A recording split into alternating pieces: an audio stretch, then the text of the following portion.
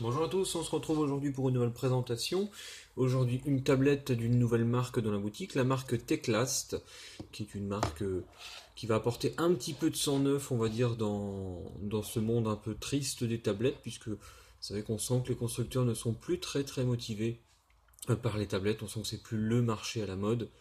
Et donc voilà, on va voir un petit peu ce que Teclast peut donner, contrairement à ce qu'on propose jusqu'à maintenant que la marque Cube. On va voir un petit peu si Teclast est intéressant par rapport à la marque Cube qui nous avait donné beaucoup de satisfaction jusqu'à maintenant. Alors, avant de parler de la tablette, de la boîte, une boîte assez jolie, tout en plastique, tout en carton, pardon.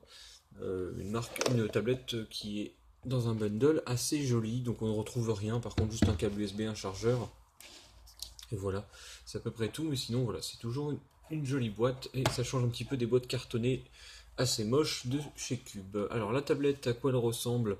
C'est une tablette, on va dire, relativement épaisse, qui fait quand même son poids, hein, mais qui est dans une finition tout en métal.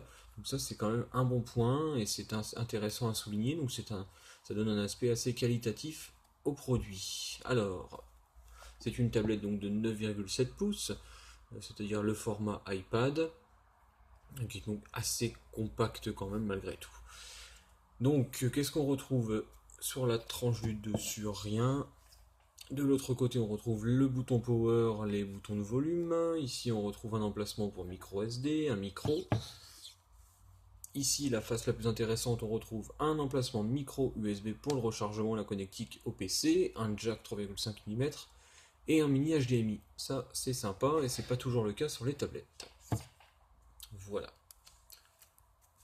Donc, une fois allumé, qu'est-ce qu'on retrouve?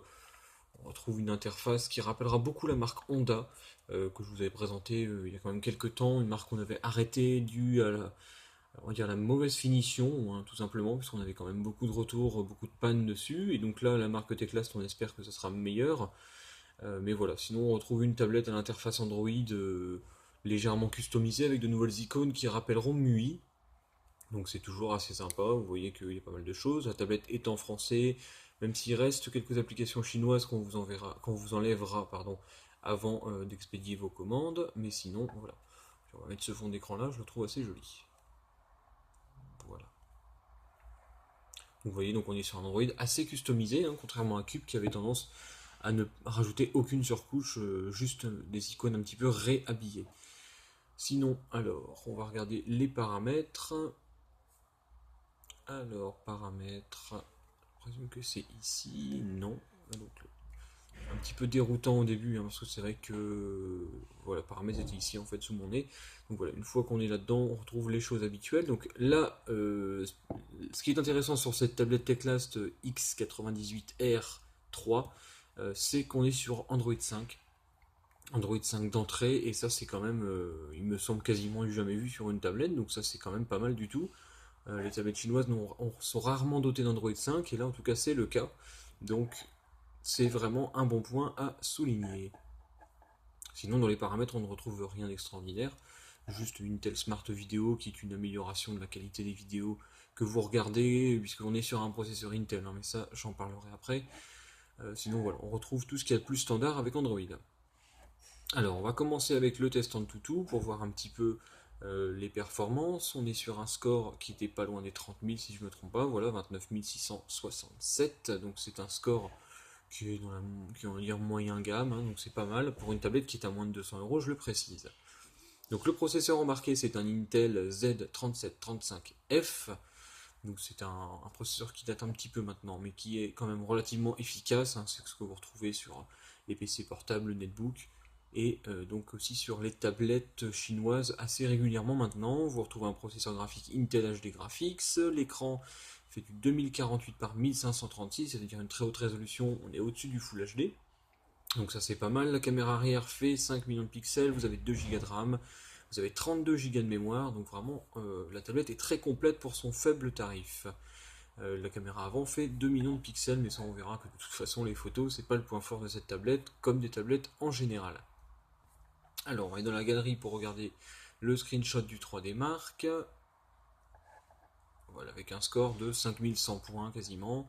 c'est pas mal aussi, c'est suffisant, hein, si vous jouez relativement peu, ou même si vous jouez pas à des jeux trop gourmands, ça suffira largement sans aucun problème.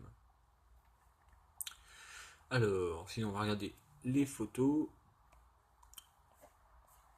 Voilà, donc niveau qualité, bon, c'est une tablette, ça se ressent tout de suite, hein, c'est très pixelisé. Enfin, c'est pas pixelisé en fait, c'est très flou, voilà, surtout. Dès qu'on zoome un petit peu sur les détails, c'est très flou. Mais on rappelle, hein, c'est pas fait pour ça une tablette, c'est vraiment pas fait pour prendre des photos. Là c'est pareil, hein, ça reste très flou, donc c'est quand même relativement moyen. Mais on a rarement vu une tablette qui donnait de bonnes performances en photo. Alors, sinon, on va regarder une vidéo pour voir un petit peu la qualité. Je vois qu'il y en avait déjà mis dans la tablette. On va regarder notre vidéo habituelle en premier, puis après on regardera une autre. Voilà.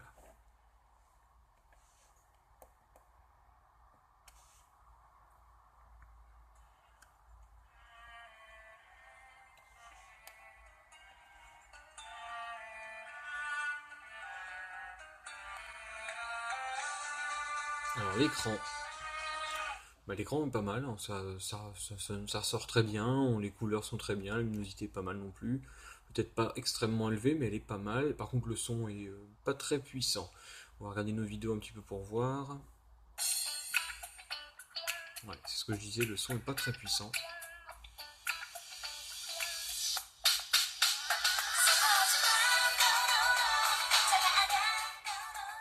Le son n'est pas super puissant, on sait pas trop mal non plus. Par contre, la qualité vidéo reste plutôt pas mal. Donc, voilà, je pense que de toute façon, cette tablette peut être intéressante puisqu'elle est proposée à un tarif à moins de 200 €, donc c'est-à-dire relativement abordable quand même. Sachant que vous avez une tablette de quasiment 10 pouces avec un écran quasiment 2K, hein, si je ne me trompe pas au niveau de la résolution. Vous avez des performances qui sont plutôt pas mal, sans plus, mais je pense qu'elle suffira nettement à la plupart d'entre vous, donc c'est un choix que vous pouvez prendre en considération si vous recherchez une tablette. Par contre, je rappelle que cette tablette n'est pas 3G, n'est pas 2G, vous ne pouvez pas téléphoner avec, contrairement à ce que vous avez chez Cube, la Cube Talk 9X, qui elle le permet. Donc là, vous êtes sur une tablette uniquement Wi-Fi. Je vais pas montrer par contre juste la réception Wi-Fi avec le speed test, puisqu'on a, voilà, pour voir un petit peu, voilà. Donc on a à peu près 11 mégas avec cette tablette, sachant que nous on a une connexion de 15 mégas. Donc globalement on est sur une tablette qui a une bonne qualité de réception Wi-Fi. Voilà, je pense que j'ai fait un bon petit tour, et donc voilà, cette tablette moi je peux vous la recommander, je pense. Euh, voilà, elle est assez complète, vous avez une finition qui est de bonne qualité, une bonne prise en main, des performances tout à fait correctes, donc pour moins de 200 €, je pense que vous ne pourrez pas trouver beaucoup mieux. Voilà, moi je vous dis à bientôt pour une prochaine vidéo.